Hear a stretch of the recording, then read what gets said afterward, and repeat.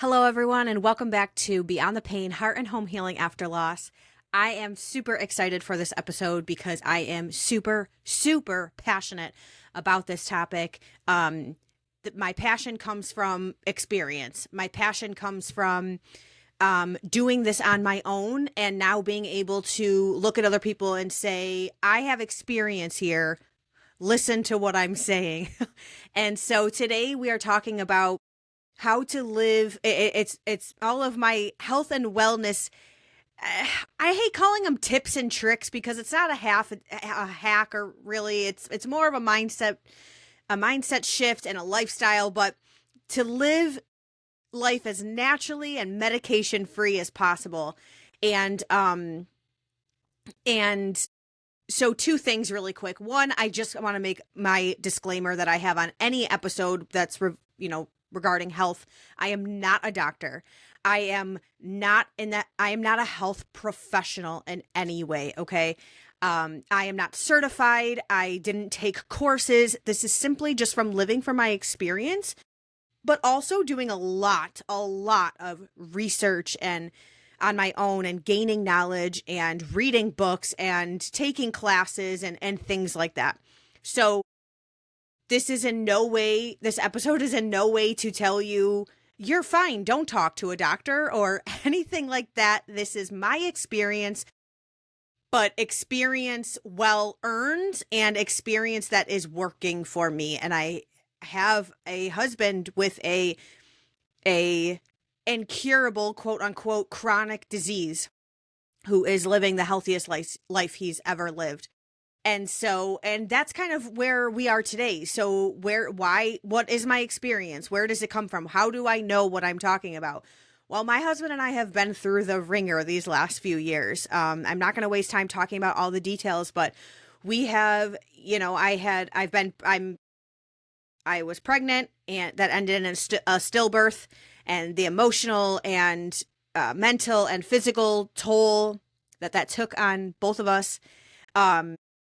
The postpartum, like even just being pregnancy, I'm in the middle of my second pregnancy right now. The physical toll that takes on your body, all of that. Then my husband's Crohn's and colitis disease completely spiraled out of hand to the point where he was close to his deathbed. He was down to 117 pounds, completely emaciated, couldn't eat, all of these things. And now he's back up to 210 pounds, and we have a healthy baby number 2 on the way. And in the meantime, we flipped our lives upside down to bring 3 non-biological children into our lives. And not every day is perfect. We're certainly not living the life and rolling in the cash, and we got no health problems whatsoever, but we are medication free. My husband is very, very close to being completely medication free. We are, in my opinion, thriving compared to what we have been through. We're doing well. And so that's how I can sit here today and give this kind of advice and experience and know that, hey, I know what I'm talking about. Again, I'm not a doctor. This isn't medical advice. This is my experience and how I live my life after what I've been through without taking medication, without dealing with depression and lots of anxiety, because I've been through all of that and haven't taken a pill for any of it. So that's what we're going to talk about today. And like I said, I'm very passionate. So the first thing I want to talk about before I get into like my list of things, we need to talk about a mindset shift. At the beginning of this episode, I started by saying this is about shifting our mindset first and foremost, because we have been trained in this day and age that when we have a physical problem, or sometimes it's even mental and emotional problem, when we have it, we're given a pill, we're given a prescription or a medication to fix this problem. And, the point in taking medication is its function is to treat a disease, or some form of sickness or symptom that you're dealing with. That is the point of medication. But when we start to talk about overall wellness and, going from just surviving to thriving, wellness can mean a lot of things. But in this context for this episode, And my definition is learning to become like so in tune with your body and what it needs that when something arises, we're not just like looking for the next quick fix, which is normally medicine, you know? And so this mindset, that shift that we need to prioritize over everything is shifting from how can I make this problem go away to what is the root cause of the issue that I am having right now. And this is going to be a hard mindset shift for most people, because most people, we are battling depression, we take a medicine for it. We have a headache, we take Advil. We have cramps, we do that. Like whatever it is, we are conditioned to think, I have this problem, how can I make it go away? And it's not really going away most of the time when we take medicine. We're either masking it, we're putting a Band-Aid on it, all of these things, which I will get into. So shifting our mindset to finding the root cause of these problems is step number one to living a life medication-free. So Dr. Mark Hyman, I'm going to read I think it's pronounced that way. I'm going to read a quote from him. He's the founder of the Functional Medicine Center at the Cleveland Clinic. And he also is a founder of the Ultra Wellness Center, I believe it's called. So he's very much in the functional medical space. His quote is this: health is not just the absence of disease. It's the presence of energy, clarity, and resilience. Sacrificing short-term pleasure for long-term wellness is the hardest but most powerful choice you can make. I literally want to get that second half like tattooed on my forehead. Sacrificing short-term pleasure for long-term wellness is the hardest but most powerful choice you can make in life. And holy crap, that's like my new battle cry. And so a lot of times medications can equal this short-term, I'm going to call it pleasure for people. And it's not always, okay? Medicine does have its place. I'm going to get to that in a second. I'm not like completely anti-medicine, but for the most part, what happens is we feel an ache, a pain, or we have this symptom or this new issue arises, in our lives. And our natural reaction is, okay, what medicine can I take to make this stop? But what we need to learn is that these things that arise is our body's way of communicating with us. These aches and these pains and these issues arrive, even big things like depression, like these symptoms that come up or these issues that come up. These are cues from our body. It doesn't mean quick, make me go away. What these cues are telling us is it's our body speaking to us saying that something is not functioning properly. And a lot of the times what our body wants us to do is not to slap a Band-Aid on it, but to figure out, why am I having this problem? What is the root cause of the problem I'm having? And then learn how to fix it. And for me personally, and what I try to do for my family, and it's time consuming, but it's worth it, is we listen to these things right away. We listen to these cues right away so that they don't spiral into big things, which I think is another part of the problem with people, is we kind of brush things off, or we just take the medicine over and over again until it becomes a bigger issue. But before I go any further, I do want to say I am not against all medicine. Okay, I am a firm believer that medicine has its place, especially in acute situation, and medicine saves lives. I am a big advocate for learning how to use medicine and holistic measures in its appropriate places. For example, Rick's life was very close to being on the line. And even though I think the medicine did some short-term damage that he had to take, this biologic that he had to take for his Crohn's and colitis when he was in the hospital, it potentially saved his life. He had to have major surgery, and that was huge. So,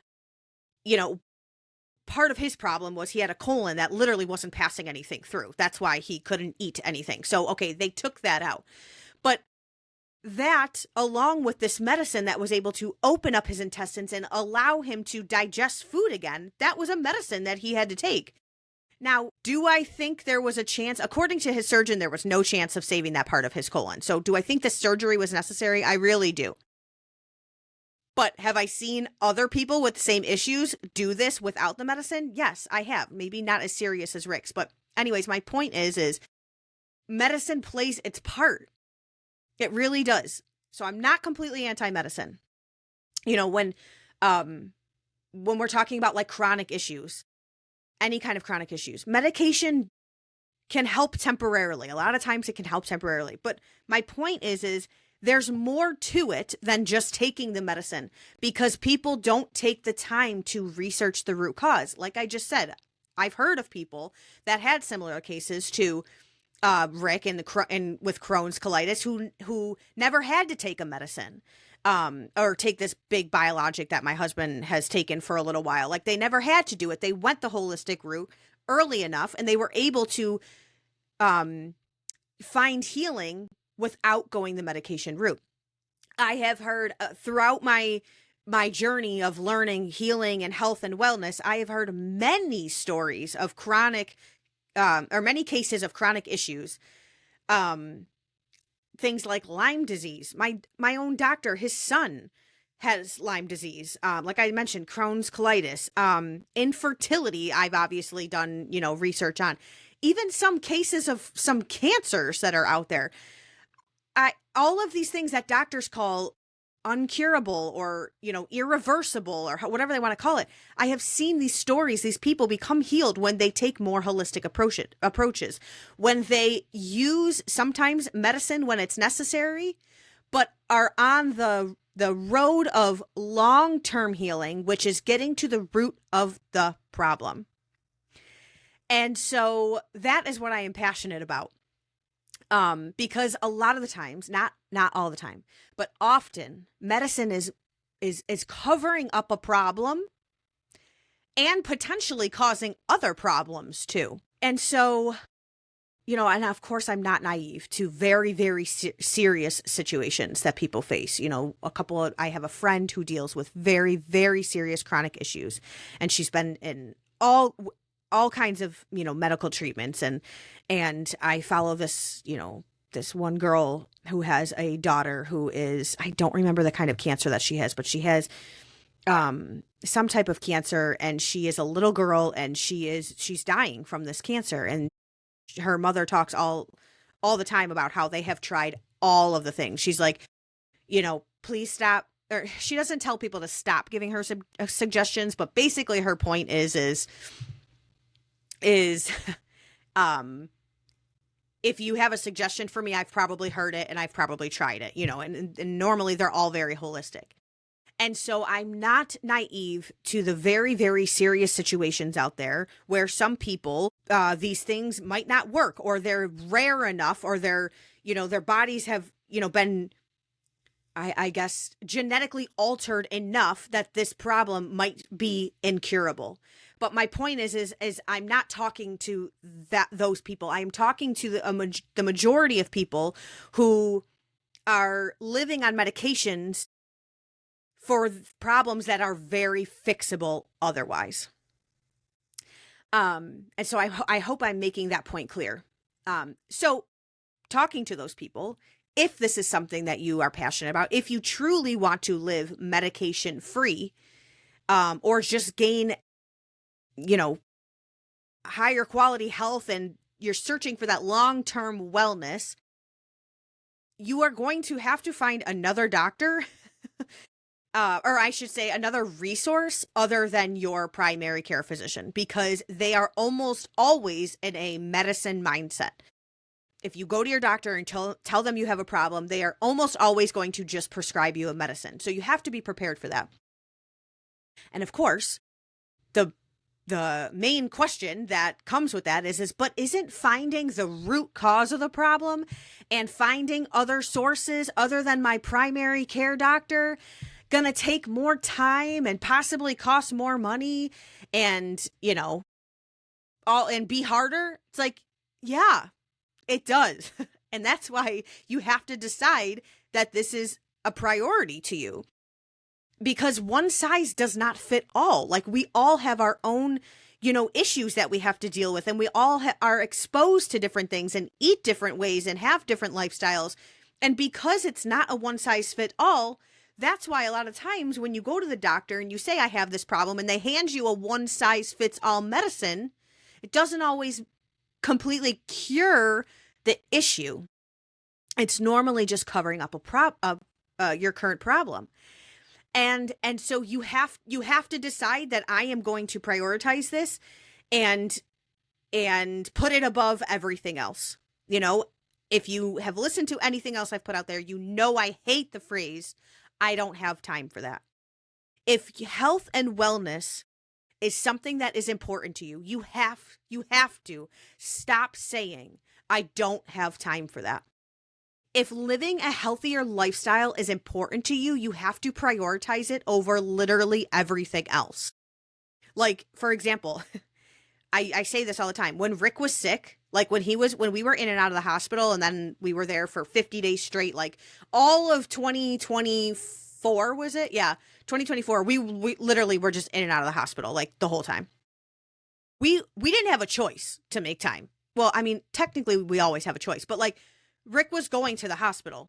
And my point in saying that is, like, if you have a major health problem, if you don't prioritize it now and it gets to a major health problem, you're forced to prioritize it, which means you have to clear your calendar. You have to make room on your schedule for these appointments. You have to have enough money or put it on a credit card or whatever you have to do to pay for all of these things. Like, we made time when things were critical because we didn't want Rick to lose his life.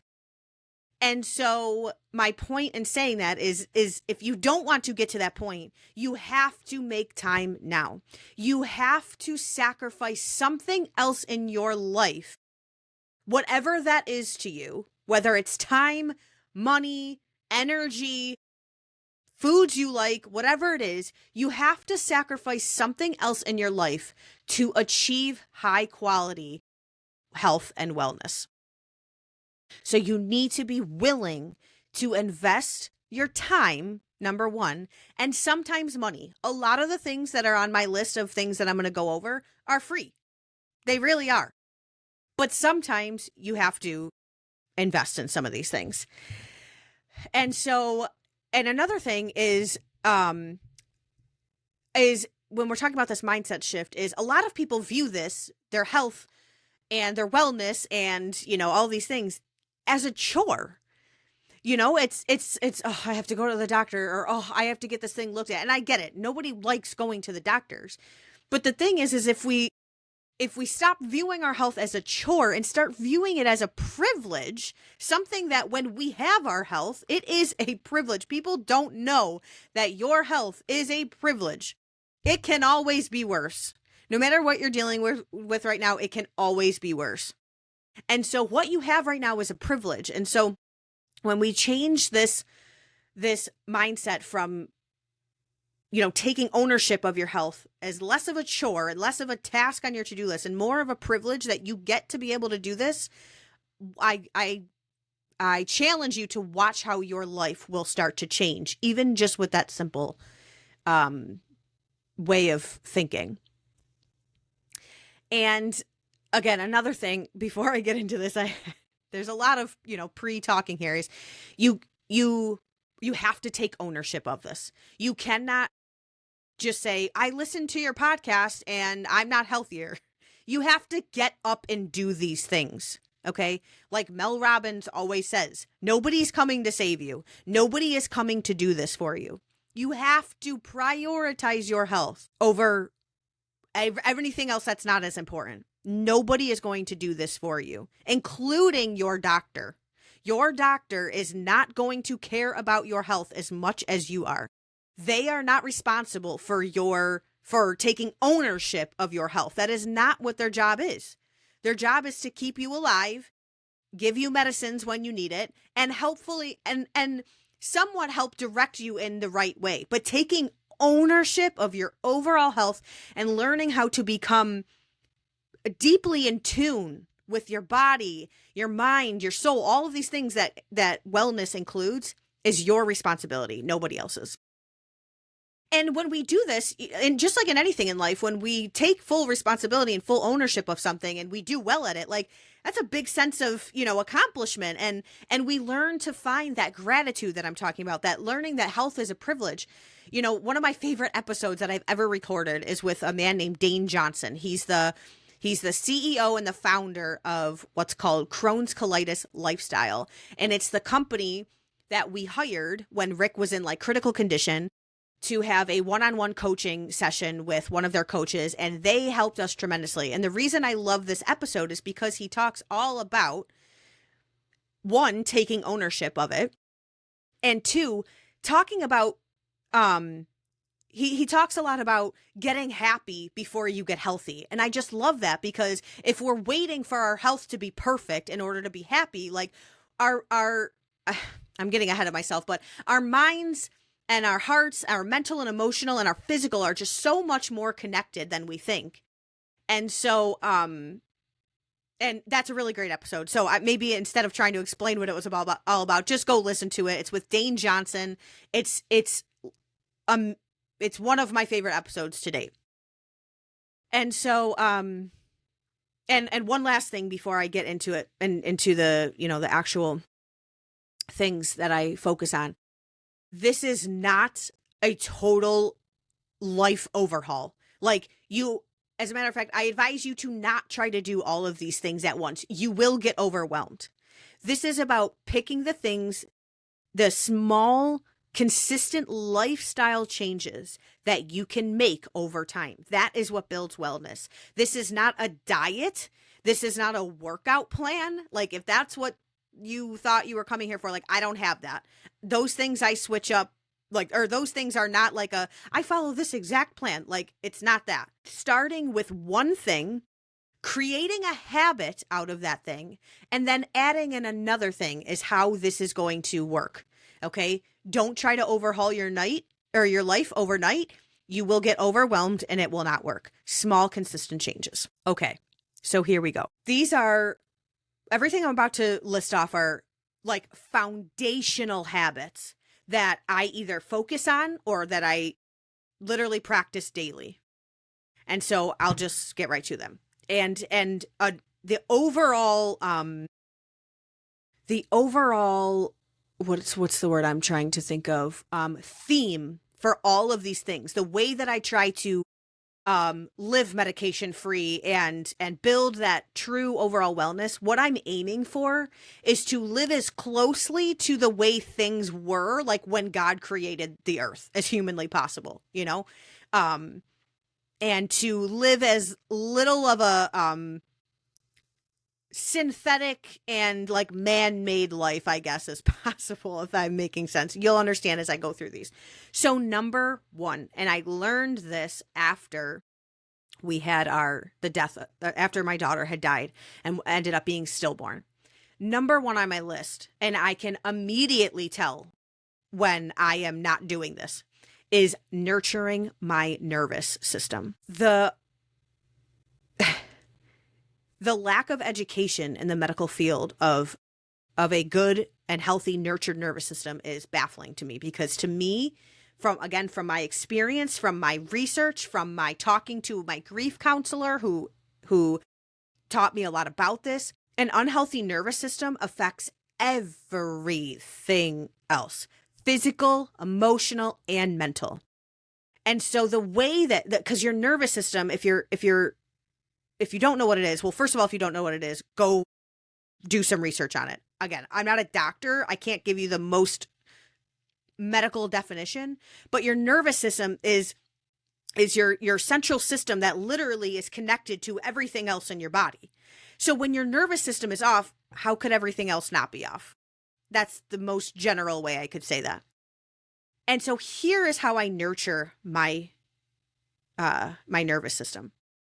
I prioritize rest over rushing. The rush culture in this world, and in America specifically, this badge of honor that I am so busy and I am constantly rushing from one thing to the next.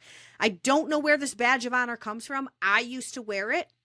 I picked it up and I threw it out the window because I can't live that way anymore because I have realized how unhealthy it has made me. I don't know why people find so much pride in the busy, rushed life, but it takes away the beauty of so much of life. I won't even get into that side of things, but so what this looks like is we have cleared our schedules. That doesn't mean we're never doing anything, but we are not from 7 to 8, I'm doing this. 8 to 9, I'm doing this. 9 to 10, I'm doing this. 10 to 11, I'm like, yes, I might like come up with that sort of flow for my day, but guess what's always on there? Rest.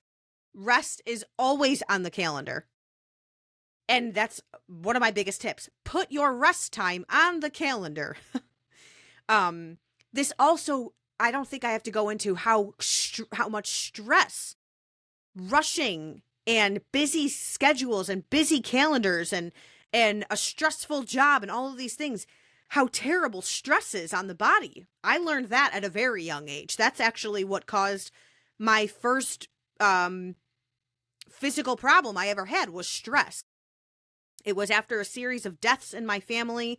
I had started a new job. I had just gotten married. It was all happening at once. Boom, what do you know? I started suffering from vertigo after being completely healthy my entire 20, however old I was, years of my life.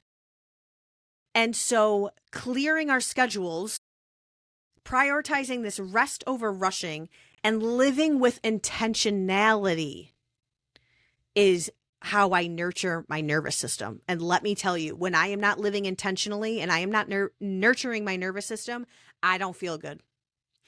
And so there's this doctor, his name online, I think this is his name. I honestly don't know. I should look it up. Dr. Chatterjee. And I will put anybody that I quote or profiles that I mention, I will put in the show notes because I highly, highly suggest that whoever I put in there, you start to follow if you are, on some sort of wellness journey or looking to live medication free, whatever your health goals are, follow these people. He has a podcast called Feel Better, Live More. He's also an author. You've probably seen some of his reels and things, floating around. You just didn't know his name. Anyways, he made this quote. And he said, one of the most common issues I have seen in the health of my patients is their inability to take their need for rest seriously. If we want to thrive, it's essential that we treat rest as a non-negotiable. A non-negotiable. Take a step back right now and think of what's on your non-negotiable list of things. It's probably things like feed the kids, go to work. That's probably it for most people. Rest should be this guy who is so knowledgeable. His podcast is all about feeling better and living more. Isn't that what we're all trying to go for? Feel better, live more. One of the most common issues is the lack of ability to take rest seriously. And that if we want to thrive, it is essential that we treat it as a non-negotiable. I can almost guarantee you that most of the people listening to this are not treating rest as a non-negotiable. And like I said, that has become one of our non-negotiables. And this includes good sleep. I mean, sleep is on this list of things. And I understand that that's a chronic issue. But again, learning how to get to the root of if you have sleep issues, why do you have sleep issues? That's one of the things that my husband has dealt with over the years. He actually just started sleeping well again. So for me, that looks like a consistent bedtime, wake up time. I am upstairs getting ready for bed at 9 o'clock every single night. I normally fall asleep around 10 and I am up at 6 a.m. every single day.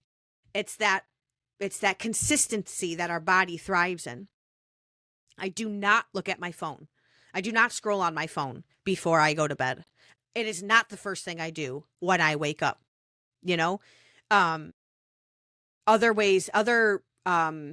I say small, but they're not small. These are big things that I do to nurture my nervous system is, again, I said this before, is, practicing gratitude for where I am now, for what I have now.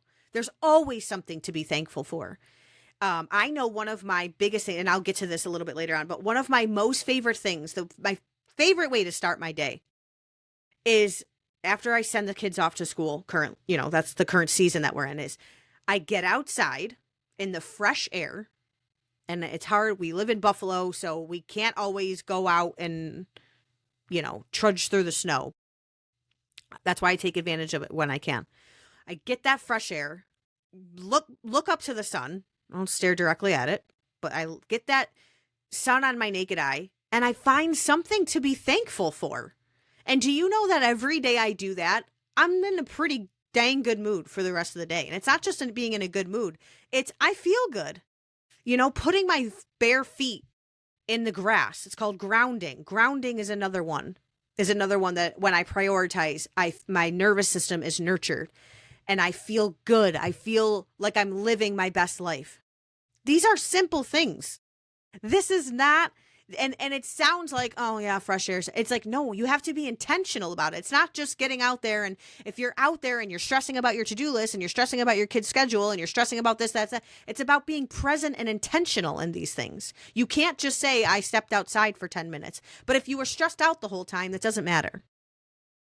And so practicing these things like a consistent, bedtime, wake up time. I have 3 kids in the house. Okay. Now I have a baby on the way. So that's going to change things. And I truly believe that in seasons of, let's call them non-ideal, meaning non-ideal situations for, high quality health, that there's always grace and there's always room for your body to adapt in these situations. But I have 3 kids in the house. Like, I know what stressing about schedules and meals and, all of these things feel like. And so being present in these things is what is super important. And so that kind of all falls under the category of, nurturing my nervous system is number 1, prioritizing rest, lowering the stress by clearing your calendar, living intentionally, focusing on that gratitude, the sunshine, the fresh air, the things that like I said, when I first started this list, the things that are the most natural way that God intended it to be as humanly possible.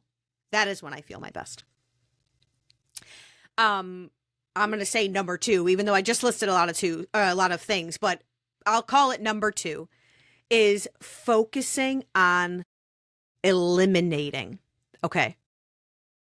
We're in this culture where everybody thinks they have to to get healthier, they need this and they need that and they need to add this and they need to add that. There was a quote that this was an episode that I did with, his name is Craig Ballantyne. He's an author. He's a speaker. I'm like a motivational speaker. He's an entrepreneur. He's incredible. I also have an episode with him. You should listen to it.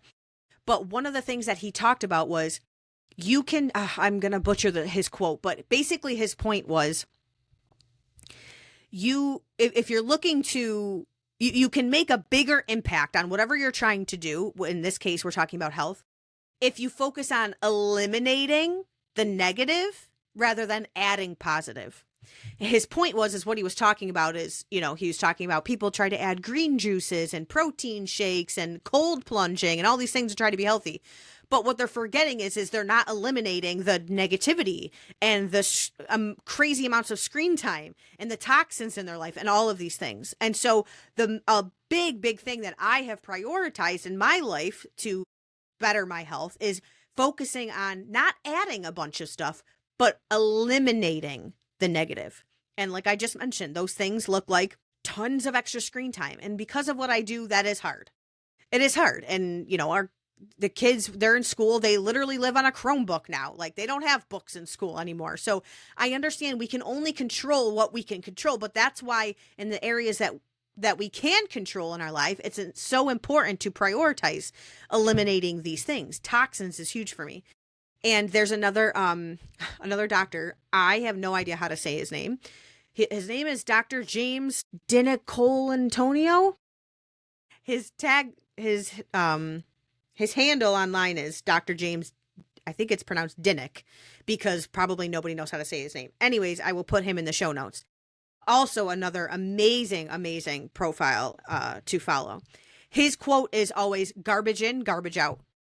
If you're filling your body with garbage, and that doesn't just mean food, but food and all these things, whatever, you're going to feel like garbage. And, that quote, you are what you eat. It's like, yeah, you are what you eat, but you're also what you listen to, watch, consume, read. Like you are what you put in. Anything that puts into your mouth, but also into your heart, into your eyes, your ears, your head, you are that. And so when it's garbage in, it's garbage that comes out. And so that's why when I don't want garbage coming out, meaning I feel like crap or I'm sick or I'm unhealthy, that's why I focus on eliminating the garbage in. And a huge one of this for me, which is people would probably look at me and go, you're crazy. I could never live like that. You can. Number one, you can. It's a big adjustment, but it's possible. Is this low toxin life. I literally almost buy nothing off the shelf in the store.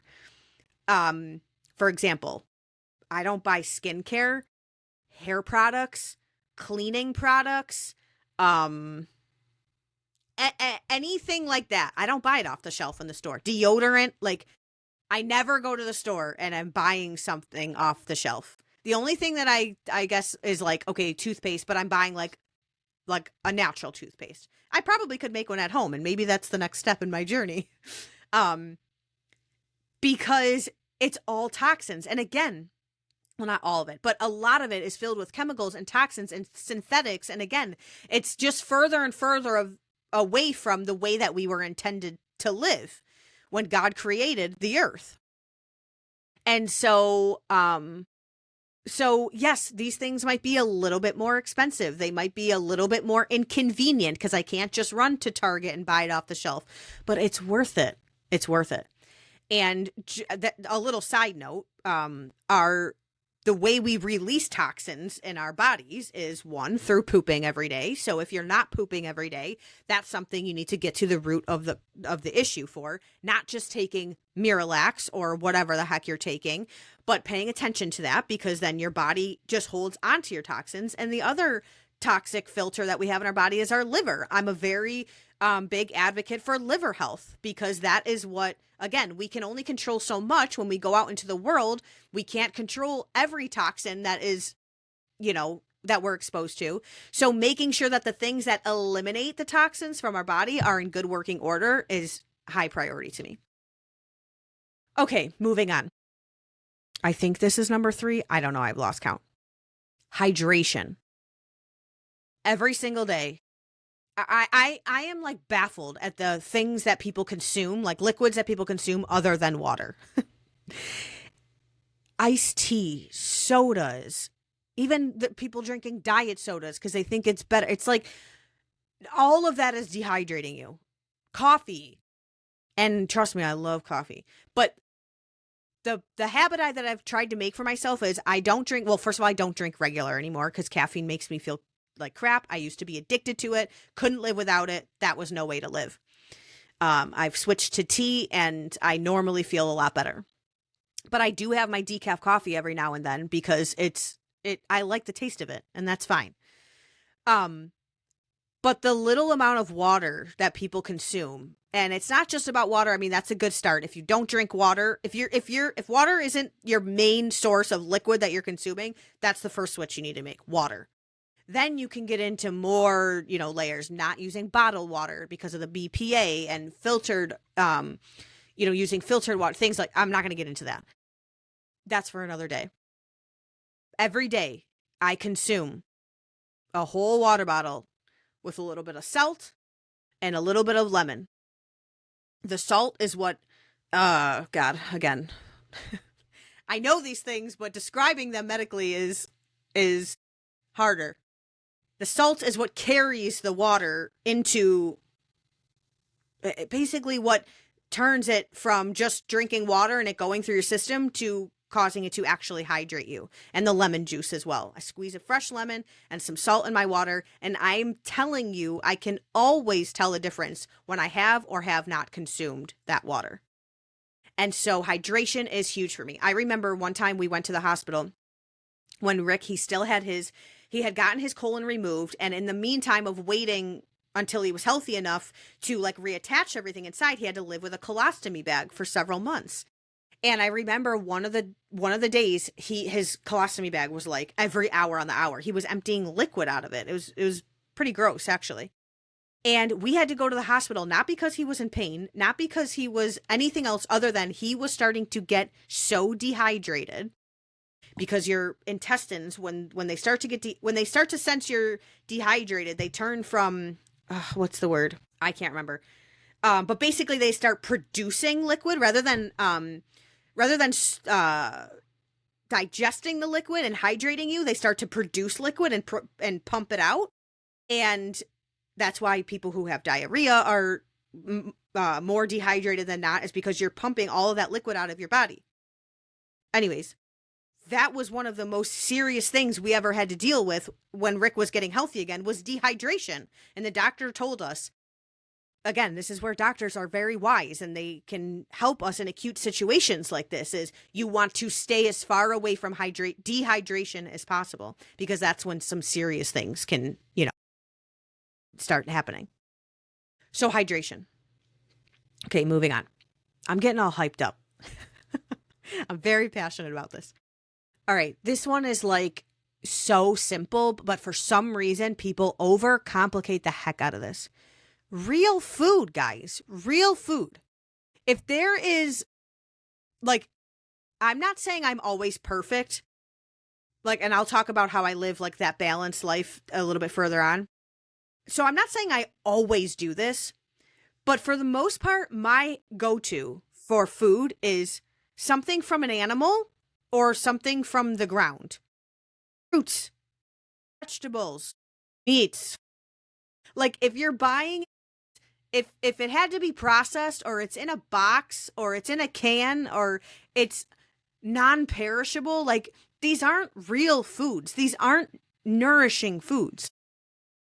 We eat all organic. Like, when I go grocery shopping for, again, this isn't like, not every little thing we put in our mouth, but we pretty much 85% of what I buy is organic, no toxins, none of that, no processed anything. I don't buy low carb. I don't buy high protein. I don't buy gluten-free, like all of this stuff. If they had to adjust the food in some way or fill it with some synthetic to make it taste good, we don't buy it. That's called processed. Those are the things that it's a hard switch to make. But again, going back to that, living as naturally as we were designed to live as possible. And so that was a huge switch. We were, I don't want to say forced, because we had the choice, but that was one of the biggest things we started doing, because that's what helped Rick. It created a lot of room for healing for Rick. It brought his inflammation down. That's another thing, is eliminating all these types of oils. Like, we use avocado oil and that's it. I'm not saying that's the only one that you can use, but all of these seed oils and all those other, they're so inflammatory, and we've eliminated all of that. I don't cook with it. I cook with full fat butter. If we're going to have dairy, it's completely organic, non-processed, non-pasteurized, all of these things. Real food. The next one, movement. Again, it's like so simple. It's like, oh, you mean eat healthy and work out? It's like, yeah, but are you doing it? Are you prioritizing it? And it's not real food and exercise. It's not just go mindlessly find this random diet to help you lose weight. We're not talking about weight loss here. We're talking about wellness internally, in our minds, in our emotional state of our emotional health.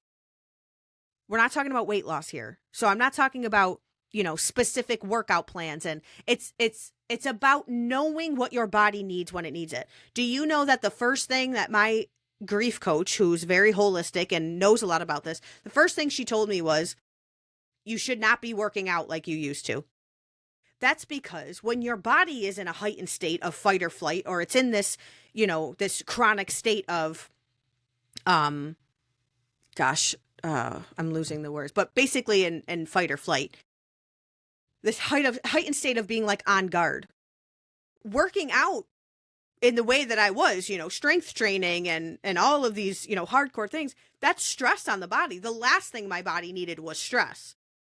And so people think if I just go to the gym and I work out really hard, but then they go home and they're all stressed out and then they can't sleep and all, it's like, your working out is probably your hard workout is probably doing more damage than it is good, because you're adding more stress to the body. So when I say movement for your body in general is not just get out there and work out really hard. There are times where that is a that is what your body probably needs. And if you want to build muscle, we've, learned with all this research over the year that gaining muscle is one of the healthiest things you can do for yourself. But it's about learning to be in tune with your body and what your body needs. Right now, I'm doing a lot of walking. Walking is like almost always going to be across the board. Again, this isn't medical advice, but walking is almost always going to be an okay or an appropriate amount of movement. If you have somebody who's super overweight or somebody who is recovering from the hospital, like my husband, when he got home, he was recovering. What's the thing that they tell you to start with? Walking. Because if you are able to stand up and move, that's what you're able to do. And so it does get your heart rate up a little bit, but it's not overly stressful on the body. Again, there's another quote. I got this off Dr. Chatterjee's profile, but he's quoting this woman named Mary Ellen Chase. I didn't know who the heck that was. I had to look it up. Apparently, she's an American educator and author, but I love her quote.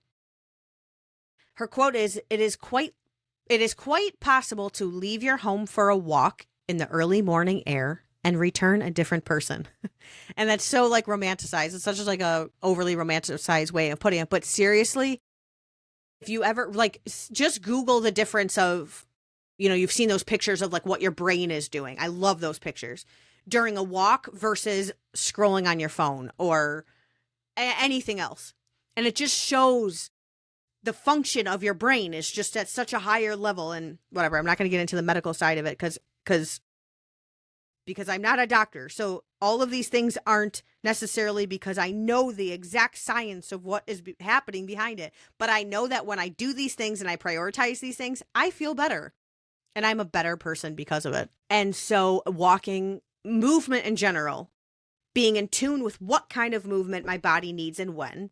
And another example of that is I'm pregnant right now. Like, you do have to make adjustments. I fully believe that you can work out through pregnancy, but you have to make adjustments.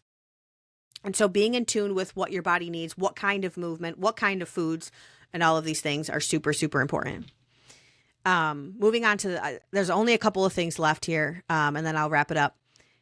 Prioritizing your mental and emotional health just as highly as my physical health. Okay. Another misconception, and I think people are definitely coming around to seeing how much these things are tied into each other, but the amount that our physical and emotional and mental health are connected it's baffling that when you go to the doctor that they don't tie these things together. They don't show you the correlation to these things as much as they should.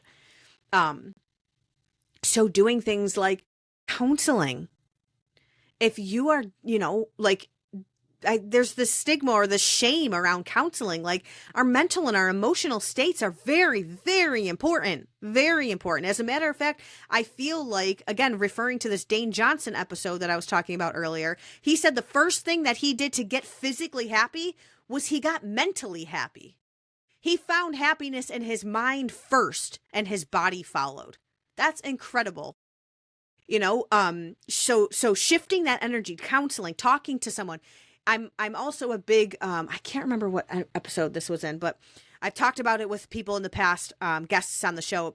We talk about shifting that negative energy, literally just saying out loud what you're feeling shifts negative energy off you. And it sounds like voodoo magic, but it's true. Like, think about when you're going through something. We call it venting, but think about when you're going through something difficult and you want to sit down and you want to talk to somebody that you really trust. And even just saying it out loud and getting it off your chest, you feel better. That's not magic. That's a shift in energy. And that's a huge key to our mental and emotional state.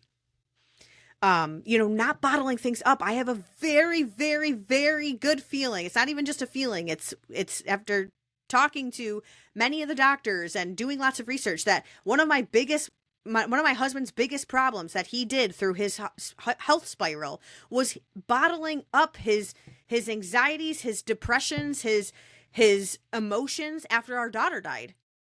He barely talked to anybody about it. He barely did anything about it. He didn't dig deep. And it literally started eating him alive. The only thing that changed about our lives was that event that caused him to go from normal, probably living in the same amount of health that most Americans are living in, to like plummeting. And, controlling my thoughts and the negative, thoughts that come into my head, like not stewing in the negative and the anxieties, like that is prioritizing my mental and emotional health. And that is just as important as prioritizing what I'm eating and how much I'm moving. Those things have to be just as high on the list. The next one is for me living I call it living 85-15. And I mentioned this when I talked about, how much do I shop organically at the grocery store. I live 85-15, and that means 85% of the time I'm living organically and doing things for my health and wellness sake. And 15, I eat the ice cream, and I'm pregnant right now. So it's probably right now it's more like 80-20, maybe 75-25 on a bad day. But for the most part, we're living 85-15, which means we can have treats. We can watch, we can have moments of scrolling, moments, not lifestyles, moments. We can do these things that give us those, endorphin hits. But that it's not the lifestyle that we're creating for ourselves. And that's the difference. Is most people, I'm going to say in America, because that's where a lot of people are the most unhealthy, we live this lifestyle of scrolling and junk food and all of these things. It's like those things in moderation aren't going to do big amount of damage, but when we live that way is when they start to create the damage. So living in that 85-15, that also reduces a lot of stress. I don't stress when I eat ice cream. I don't stress when I skip a day of workout. I don't stress if I didn't do something for my health and wellness perfectly, because most of the time I am doing it well. So I get to check off stressing about my health and wellness literally every day, which keeps me even healthier because I don't stress about it, because I give myself that grace. And that's also how I learned to be in tune, or that's also how I learned to fine tune the right path for me and mine and my family's health and wellness. Because if I don't give myself that grace and I make an adjustment and it doesn't work, I'm so stressed it didn't work. That stressing about what didn't work is probably causing more damage than what you just did is going to, if that makes sense. So we live in the 85-15. And the last thing, I have to put this in there because one, I'm a firm believer, but two, it's just a part of who I am. But I cannot stress this enough, that having a smooth flowing, well operating, a well-oiled, functioning home is key to overall health and wellness. And there's several reasons for that. And I will just name just a couple. I'm not going to beat a dead horse on this one. When I decluttered my home and got rid of the excess, again, I focused on eliminating rather than adding. My life changed dramatically. That was actually one of the first things I did in my healing process, before I did counseling, before I changed my eating, any of that, which I didn't really have to change a whole lot about my eating at that point because we ate healthy for the most part. But I decluttered my house. I started finding routines that worked for me. I started going, you know what? It's not okay that that I have so much crap in my basement that I have no idea what's in there. So decluttering, getting rid of that excess made my to-do list less, made my household chores less. Talk about keeping stress low. When we eliminate a bunch of things out of our home and create systems that work for us, you can check off not having to stress about the state of our home. If you're a woman or you're a mom or a homemaker of any sort, you know that keeping up with a home can stress you out. Coming up with dinner plans every single night or lunch for the kids every single day, these kids always have to be eating, is a stressful thing.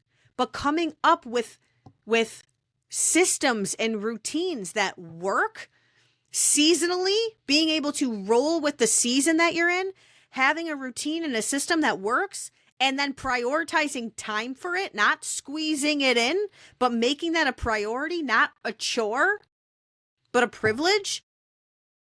that takes a lot of stress and mental load off of ourselves. And how could we not be healthier when we are removing mental loads and taking stress, and we lessen the rushing? I talked about, living in that rushing. We're not rushing as much because we know that the dishes are going to get done whenever we have it planned in our system. And we know that dinner is going to be made because I already have the ingredients, because I prioritize making the list and I already went to the store. Do you see how the cycle just keeps going? So a smooth flowing home, a well-oiled machine at home is key.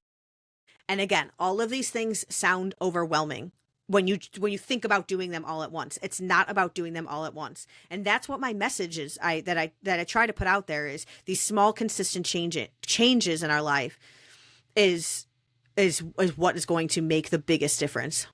And so just kind of wrapping up here, I hear people say all the time, like older people, oh yeah, as you get older, like things just start to hurt and things just start to go. And oh yeah, just wait till you're older, you'll be on this medication. I refuse to just believe that just because I'm getting older. You know why these people are saying these things as they get older? It's because they didn't prioritize their health when they were younger. That's why most people are saying these things, is because they didn't prioritize their health when they were younger. And so I refuse to be that person that doesn't prioritize their health. And I refuse to just fall under that trap of, well, you're older now, so you have to take medicine or you have to be in pain. Now, I understand our bodies do give out at a certain age. We weren't meant to live forever, but I refuse to live under that assumption that just because I'm going to get older means that I have to be in pain or that I have to be on medication.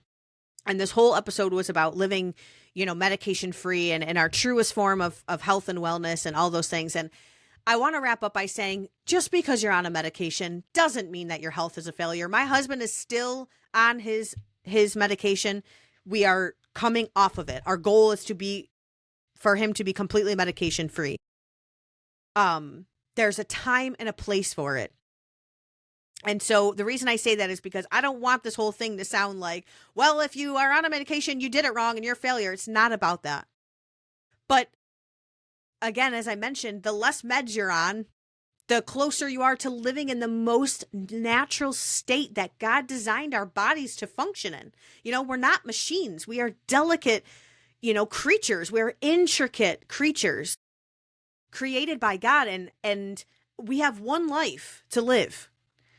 And for me, I was awoken to going, oh, I want to experience everything that my body is capable of doing and everything that my body was meant to do in its most natural state, because it's beautiful, it's strong, it's capable, and all of these things. And so I want to leave you with, you can do this. I believe in you. If it is important to you, you will make these changes. And if it's not, then it's not. But it is worth every ounce of energy, every second that's poured into it, every penny. Sometimes we do, I didn't talk about a lot of the things that we do have to invest financially in, but sometimes those things come up and it is worth every penny.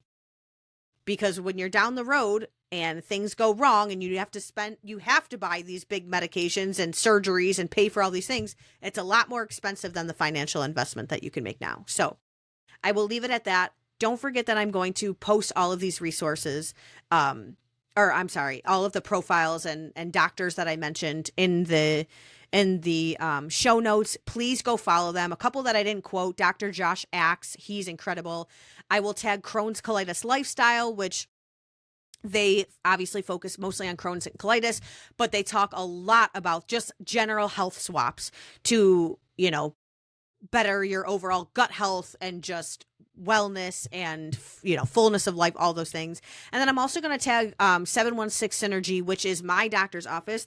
It's called Synergy Nutrition and Wellness, who has a big part to play in my overall health and wellness journey. So, and if I think of any others, I'll throw them in there too. So please go follow these profiles if you are interested in making that mindset shift for yourself and really taking ownership over your health and wellness, and not just, relying on slapping medications over the problems and all these things. So I hope that this episode has blessed you, has changed you, has helped you in any sort of way. I'm very much becoming very passionate about this and would love to turn this into a long-term thing for myself because I love helping people feel better.